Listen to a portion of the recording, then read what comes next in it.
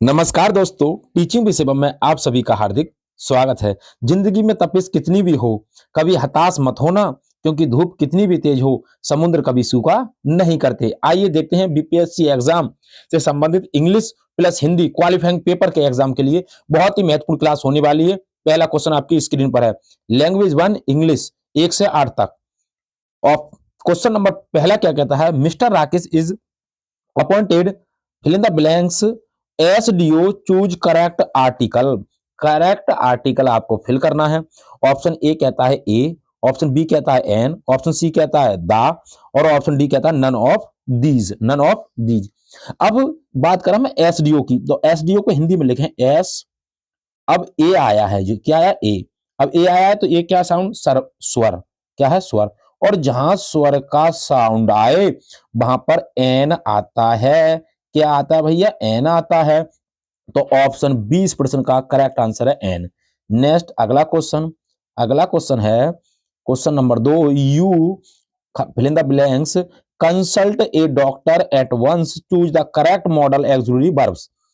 Correct verb verb बतानी है आपको। Option A can, option B may, option C should, option D might. अब ये जब चाहिए के अर्थ में तो हम बात करें यहाँ पर क्या होगा? शुड। तो ऑप्शन सी इस प्रश्न का करेक्ट आंसर है शुड हो जाएगा भैया। क्या हो जाएगा? Should. Option C correct answer है। नेक्स्ट क्वेश्चन आपकी स्क्रीन पर है, क्वेश्चन नंबर 3।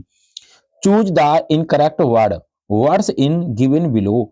इनकरेक्ट वर्ड बताना है आपको। Option A fly, option B sleek, option C piercing, option D more than one of the above, option E कहता है none of the above. तो इस क्वेश्चन की हम सही बात करें, क्वेश्चन नंबर 3 का, तो यहाँ पर हो जाएगा पी आई ई। तो ये गलत है, तो ये हो जाएगा करेक्ट वर्ड नहीं है, इनकरेक्ट है। ऑप्शन सी इस प्रश्न का करेक्ट आंसर है। नेक्स्ट क्वेश्चन आपकी स्क्रीन पर है, question number 4। Select the most appropriate synonym of the given word triumph. Triumph का आपको सिनोनियम बताना है। Option A failure, option B confused, option C victory, option D कहता है more than one of the above, option E कहता है none of the above. अब triumph का जो सिनोनियम्स होगा वो क्या होगा? क्वेश्चन नंबर 4 की बात करें तो ये हो जाएगा भाई विक्ट्री भी है, विजेता, इसका मतलब विजेता।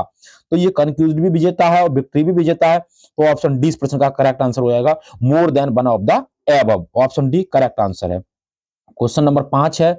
Select the most appropriate antonyms of the given word sparse. Sparse का आपको एंटोनियम्स बताना है, विलोम बताना है। इसका जो अर्थ होता है भाई, स्पार्स का मतलब होता है विरल। क्या मतलब होता है इसका? विरल।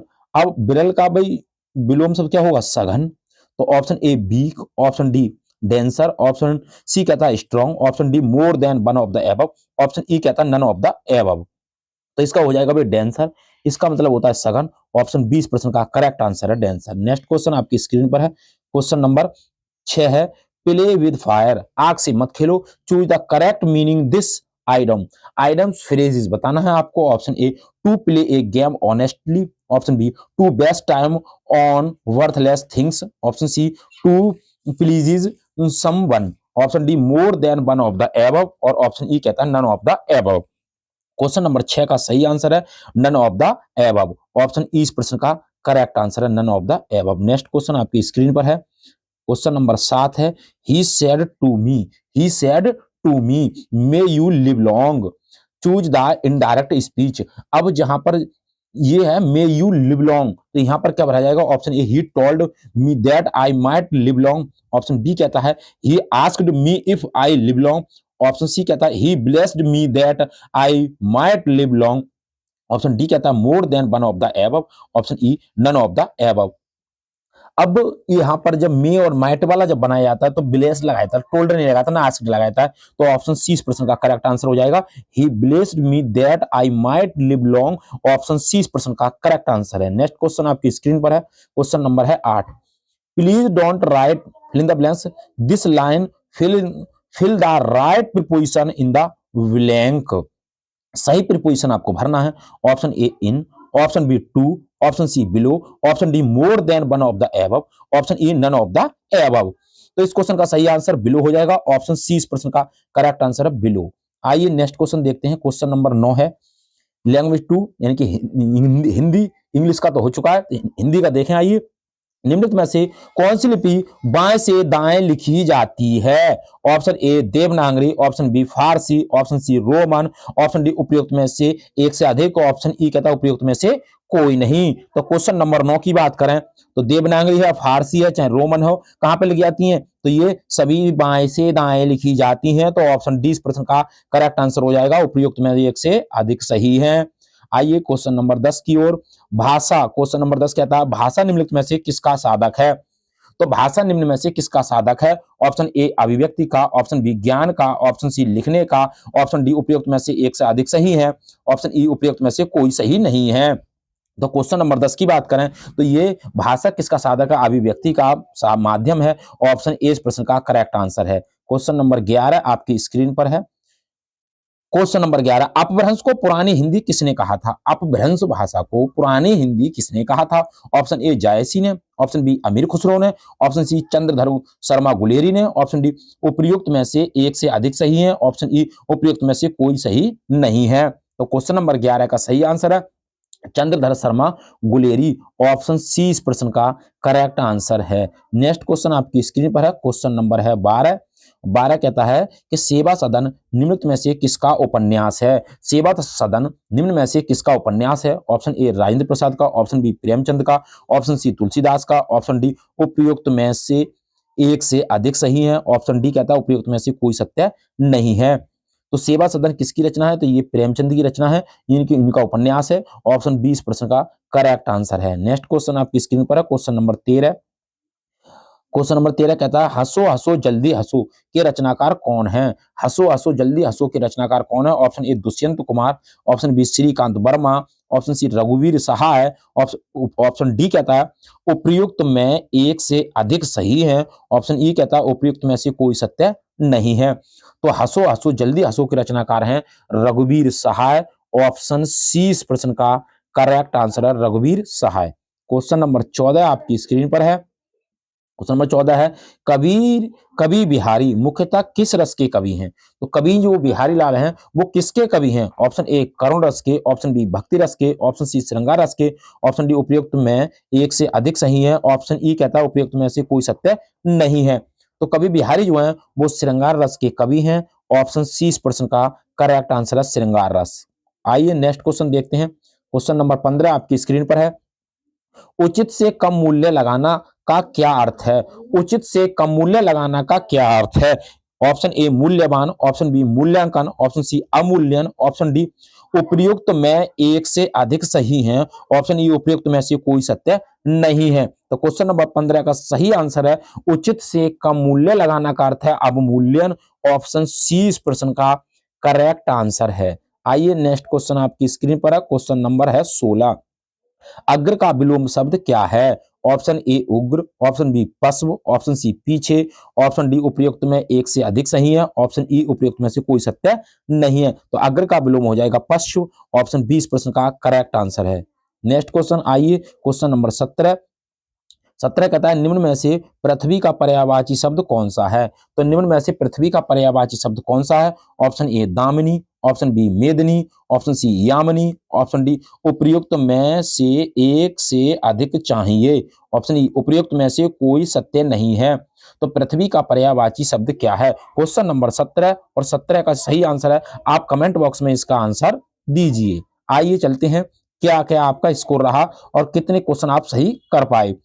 तो इसका कमेंट बॉक्स में आप आंसर बताएं कि पृथ्वी का पर्यायवाची शब्द कौन सा। आइए क्वेश्चन नंबर 18 देखते हैं। बिल्ली के गले में बांधना, ऑप्शन ए घंटी, ऑप्शन बी पट्टा, ऑप्शन सी रस्सी, ऑप्शन डी उपयुक्त में एक से अधिक सही है, ऑप्शन ई उपयुक्त में से कोई सत्य नहीं है। तो बिल्ली के गले में घंटा बांधना का अर्थ है घंटी, ऑप्शन ए इस प्रश्न का करेक्ट आंसर है घंटी बांधना। नेक्स्ट क्वेश्चन, क्वेश्चन नंबर है 20। निम्नलिखित में से कौन सा शुद्ध वर्तनी के साथ लिखा गया है? तो कौन सा शब्द है जो शुद्ध वर्तनी के साथ लिखा हुआ? ऑप्शन ए प्रतीक्षा, ऑप्शन बी उज्जवल, ऑप्शन सी विस्मय, ऑप्शन डी उपयुक्त में एक से अधिक सही है, ऑप्शन ई उपयुक्त में से कोई सही नहीं है। तो शुद्ध वर्तनी की बात की क्वेश्चन नंबर 20 का सही आंसर है प्रतीक्षा, ऑप्शन ए इस प्रश्न का करेक्ट आंसर है। आइए नेक्स्ट क्वेश्चन, क्वेश्चन नंबर है 21 आपकी स्क्रीन पर है। मुझसे ये काम ना हो सकेगा किस कारक का वाक्य है? मुझसे ये काम ना हो सकेगा किस कारक का वाक्य है? ऑप्शन ए करुण का, ऑप्शन बी संप्रदान का, ऑप्शन सी अपादान का, ऑप्शन डी उपयुक्त में एक से अधिक सही है, ऑप्शन ई कहता है उपयुक्त में से कोई सत्य नहीं है। तो मुझसे कर्ता ने कर्म को कर्ण से, तो से की बात आ जाए तो ऑप्शन ए इस प्रश्न का करेक्ट आंसर हो जाएगा, कर्ण से। आइए नेक्स्ट क्वेश्चन, क्वेश्चन नंबर है 22। उसने कहा कि मैं घर जाऊंगा, ये कैसा वाक्य है? ऑप्शन ए सरल वाक्य है, ऑप्शन बी संयुक्त वाक्य है, ऑप्शन सी मिश्र वाक्य है, और ऑप्शन डी उपयुक्त में एक से अधिक सही है, ऑप्शन ई उपयुक्त में से कोई सत्य नहीं है। तो उसने कहा कि मैं घर जाऊंगा, तो संयुक्त वाक्य, सरल वाक्य तो सादा सादा होता है, उसमें कोई भी नहीं लगा हुआ होता है बीच में। अगर हम संयुक्त वाक्य की बात करें तो इसको याद कर लेंगे आप, fan voice, fan voice, fan voice. F से हो जाएगा फोर, ए से एंड, नॉट से नॉट, बी से वट, ओ से और, बाई से एट, और एस से सो। अगर ये शब्द आए बीच में तो आप समझ जाना संयुक्त वाक्य है। ये नहीं आया तो यहाँ पर आया है की, तो की का मतलब होता है दैट, दैट इसमें आया नहीं फैन बॉय में, इसलिए हो जाएगा मिश्र वाक्य। ऑप्शन सी इस प्रश्न का करेक्ट आंसर हो जाएगा, मिश्र वाक्य। नेक्स्ट क्वेश्चन आपकी स्क्रीन पर है, क्वेश्चन नंबर 23 है, देशांतर शब्द में कौन सा समास है? तो देशांतर शब्द में कौन सा समास है? ऑप्शन ए बहुब्रीहि, ऑप्शन बी द्वंद्व, ऑप्शन सी द्विगु, ऑप्शन डी कहता है उपयुक्त में से एक से अधिक सही है, ऑप्शन ई उपयुक्त में से कोई सत्य नहीं है। तो देशांतर शब्द में समास बताना है आपको। क्वेश्चन नंबर 23, 23 का सही आंसर है कि उपयुक्त में एक से अधिक सही है, ऑप्शन डी इस प्रश्न का करेक्ट आंसर है क्वेश्चन नंबर 23 का। नेक्स्ट क्वेश्चन, क्वेश्चन नंबर 24, 24 की बात करें, क्वेश्चन नंबर 24 कि निम्नलिखित में से कौन सा समास का एक भेद है? तो समास का कौन सा भेद है?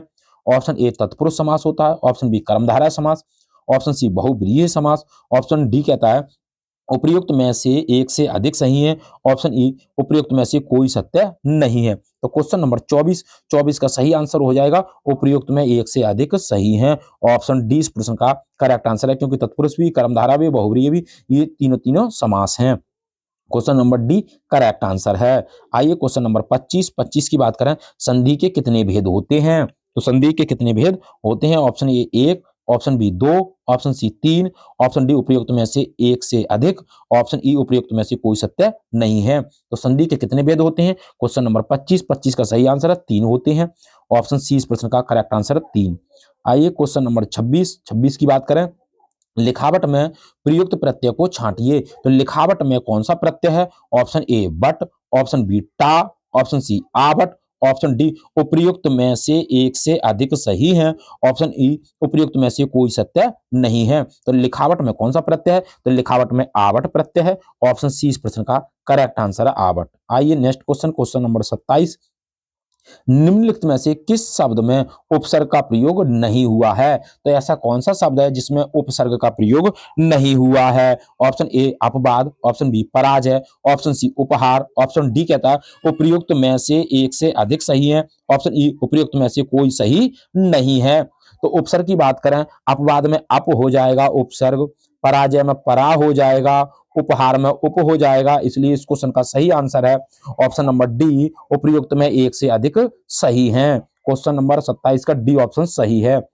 क्वेश्चन नंबर 28, 28 कहता है निम्नलिखित में से कौन सा शब्द हमेशा बहुवचन के रूप में प्रयोग होता है? ऑप्शन ए माता, ऑप्शन बी प्राण, ऑप्शन सी लड़का, ऑप्शन डी उपयुक्त में एक से अधिक सही है, ऑप्शन ई उपयुक्त में से कोई सत्य नहीं है। तो हमेशा बहुवचन की बात करें तो प्राण हमेशा बहुवचन में प्रयुक्त होता है, ऑप्शन बी इस प्रश्न का करेक्ट आंसर है। आइए नेक्स्ट क्वेश्चन आपकी स्क्रीन पर है, क्वेश्चन नंबर 29, गड़बड़ घोटाला कौन सा शब्द है? तो गड़बड़ घोटाला लोटा टांग ये कैसे शब्द हैं? ऑप्शन ए तद्भव, ऑप्शन बी देशज, ऑप्शन सी तत्सम।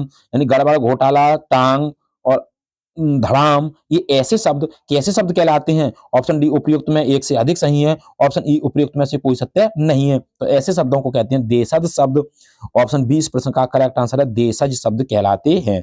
आइए क्वेश्चन नंबर 30 आपकी स्क्रीन पर है, अयोगवाह कहा जाता है। तो अयोगवाह किसे कहा जाता है? ऑप्शन ए विसर्ग को, ऑप्शन बी महाप्राण को, ऑप्शन सी संयुक्त व्यंजन को, ऑप्शन डी उपयुक्त में एक से अधिक सही है, ऑप्शन ई उपयुक्त में से कोई सत्य नहीं है। तो अयोगवाह किसे कहा जाता है? तो इस क्वेश्चन की बात करें तो इसे विसर्ग कहा जाता है, ऑप्शन ए इस प्रश्न का करेक्ट आंसर है विसर्ग कहते हैं। तो उम्मीद करता हूं दोस्तों हिंदी और अंग्रेजी से संबंधित जो महत्वपूर्ण प्रश्नों की श्रृंखला थी आपको पसंद आई होगी। यदि वीडियो पसंद आई हो तो वीडियो को ज़्यादा से ज़्यादा शेयर करें और लाइक करें और कमेंट बॉक्स में वीडियो से संबंधित अपना सुझाव अवश्य दें।